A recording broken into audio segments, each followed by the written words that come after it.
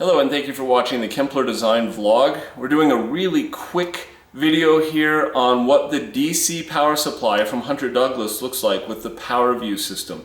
So this is a very large window. It's 12 feet by 8 feet and battery systems are available with it. I'm trying to show the actual shade. But the problem is battery systems aren't going to last very long. So what we did is we put in a power cord, and you can see it here running down the outside and then all the way to the bottom and then into this cord. Now we're going to do a drapery over the top of this to hide it, but I wanted you to see it. I'm going to back up a little bit. What it looks like if you don't do a drapery or some way to hide it. It's there, but basically hidden.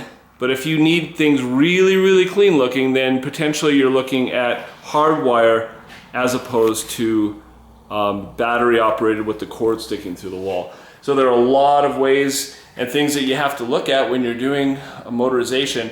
So is this a good solution for you? Only a consult will tell. Thank you for watching the Kempler Design vlog.